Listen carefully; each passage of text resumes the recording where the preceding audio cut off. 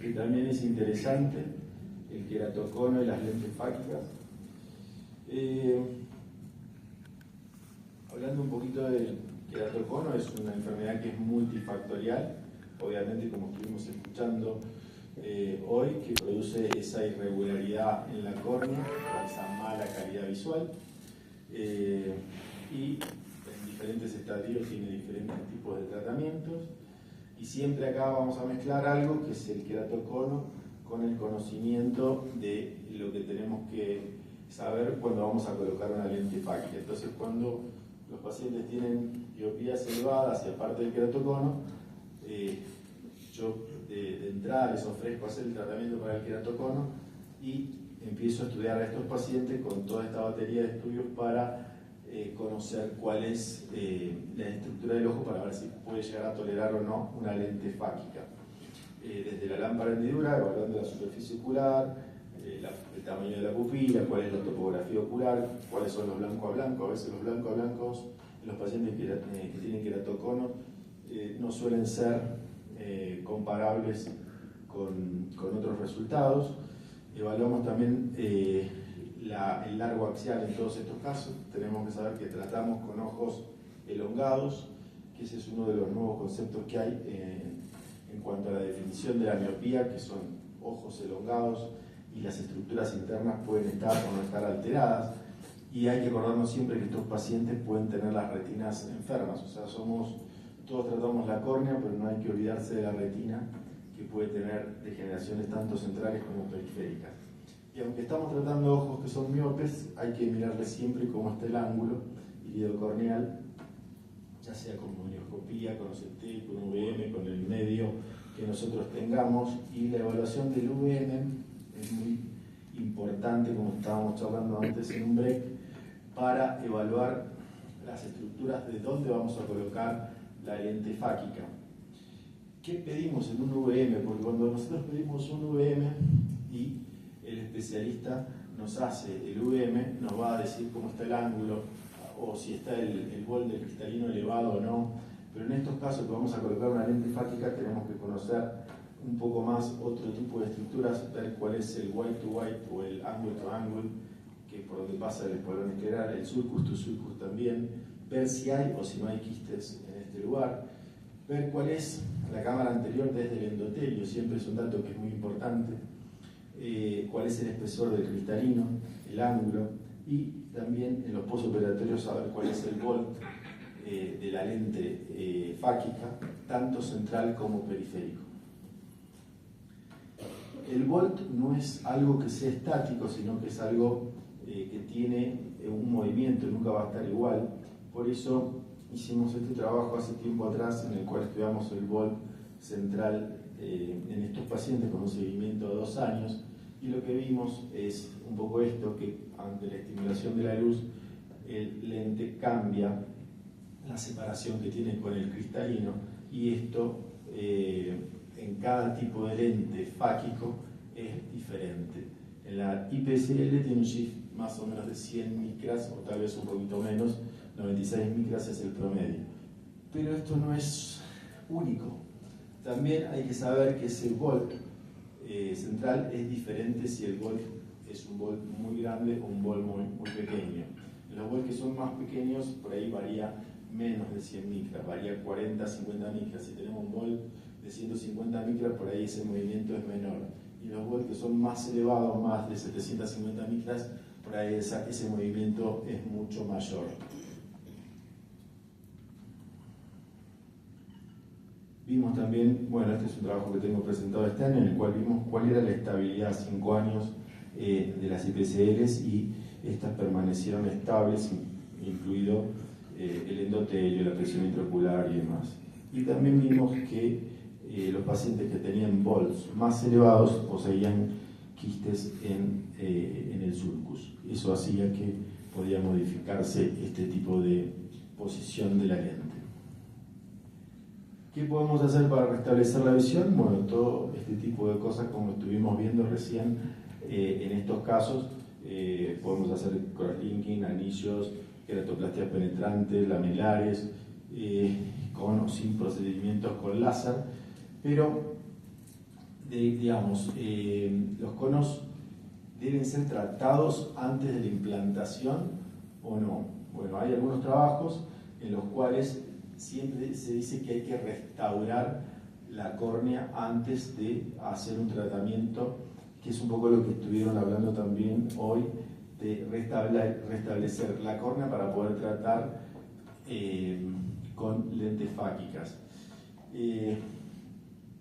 La mayoría de los estudios están hechos con las lentes ICL, en la cual se evalúan en algunos casos la colocación o no de las lentes tóricas con o sin anillos, y lo que se ve es que hay una mejora en lo que es la agudeza visual en estos tipos de pacientes.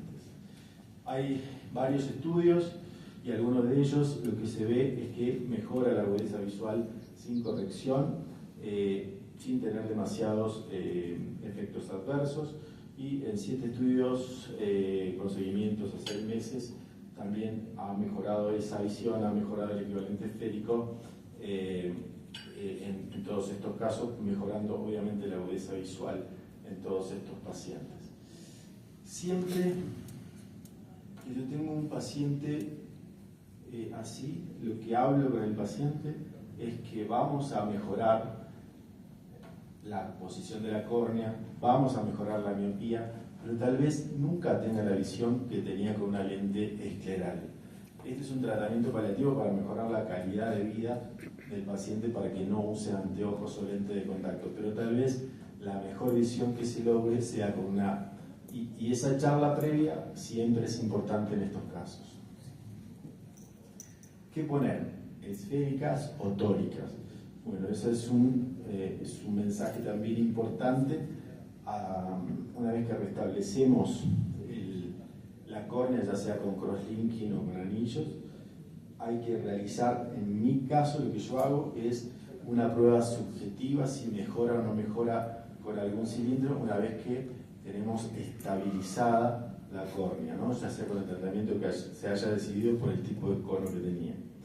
Si hay una mejoría, aunque no sea el cilindro total, sea un cilindro parcial, en esos casos yo utilizo una lente tórica. Alguna serie de casos que tengo con crosslinking o con crosslinking más anillos, en los cuales con seguimiento los pacientes han mejorado lo que es el equivalente esférico, el cilindro también y la agudeza visual, sin corrección. ¿Qué hacer en estos casos? Digamos, si está estable o no está estable, ahí vemos si tenemos un bajo queratocono, realizar un crosslinking y se evalúa si se coloca una lente tórica o no, dependiendo del tipo de queratocono que tengamos, teniendo en cuenta siempre lo que decíamos antes, si es un queratocono moderado, crosslinking también, y evaluar si está estable el astigmatismo o anillos corneales también, y evaluar el cilindro que vayamos a colocar. Y en los queratoconos que son más avanzados, evaluar si es necesario o no hacer algún otro tipo de tratamiento, y en los queratoconos ya grado 4 o avanzados, evaluar si se hace un trasplante de córnea lamelar o penetrante y después la colocación de este tipo de lentes fáquicas. Y eso, evaluarlos al tiempo, o sea, una vez que se sacan los puntos y permanece estable ese trasplante. Este es un caso que tengo como para mostrarles, que es lo que he realizado, un paciente de 33 años, con historia de queratocono, intolerancia a la lente de contacto. Esta era la agudeza visual, con y sin corrección. Esa era la refracción sin cicloplegia y con cicloplegia. En todos los casos me gusta realizar la cicloplegia para no hipermetropizar a los pacientes, realizando, esta era la topografía de los pacientes, del ojo derecho, ojo izquierdo. El ojo izquierdo tenía un queratocono más avanzado que el derecho, entonces decidimos hacer un crosslinking del lado derecho y anillos más cross del otro ojo. Siempre evaluar el endotelio a ver cómo está, que tengan más de 2000 células, es lo que yo habitualmente hago, y evaluar cómo está la cámara anterior y cómo está el volt del cristalino, que en este caso es un volt negativo, ya que está por debajo es un retroceso híbrido cristaliniano, porque está detrás de lo que es el espolón escleral. Estas fueron las mediciones del sulcus to sulcus con el VM, ese fue el volt negativo que tenía, este fue el tratamiento que le indicamos al paciente. Lo primero que fue es hacerle crosslinking del lado derecho más un anillo y cross del ojo izquierdo. Se evaluó a los 6 meses, se vio que había una estabilidad, y en esa estabilidad también se ve que no haya un haze corneal, no haya ningún tipo de alteraciones, y se realizan de nuevo los estudios, se reevalúa el paciente para ver si se puede realizar la cirugía, evaluando de nuevo las topografías, evaluando el blanco a blanco de tanto del Pentacam como del IOL Master, y se decide una lente de 13 con que sea tórica en ambos casos. Este es un poco el procedimiento con femto de los anillos, como decía, no había el 80%, y el procedimiento es un procedimiento realmente rápido, es simple. Lo que más tarda es la incisión vertical. La colocación del anillo también es bastante simple, siempre y cuando no queden puentes dentro del bolsillo. En estos casos yo lo hago de esta forma: la colocación de los rayos del crosslinking, y a los 6 meses esta fue la cirugía de colocación del lente fáquico, que aquí está un poco acelerado, en la próxima creo que está un poquito más lento. Yo lo hago de esta forma, bajo líquido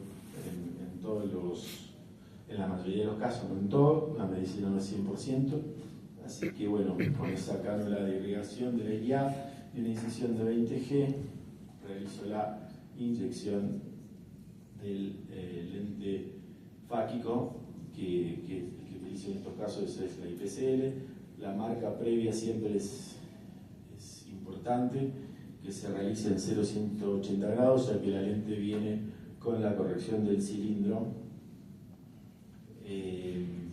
para cada paciente, así que la ubicación se hace siempre 0-180 grados.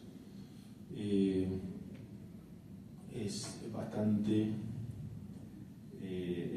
un poco la ventaja de esta técnica es que no tengamos picos de presión en el postoperatorio debido a la no utilización de la sustancia viscoelástica. Los resultados fueron estos. A largo plazo, el volt en fotópica, mesópica, vemos cómo hay una variación en estos casos, y a veces también varía tomado con VM o con el OCT. Puede haber una cierta variación, y los resultados, digamos, después de los 6 meses fueron estos, y la lente nos da, acá tenemos también el eye trace, cómo ha mejorado también la calidad visual en estos casos. En el ojo derecho, en el ojo izquierdo tiene un poco menos de visión, pero el paciente digamos, permanece feliz por el cambio de visión que tiene, y sobre todo por la no necesidad de utilizar lentes de contactos en estos casos. Bueno, muchas gracias.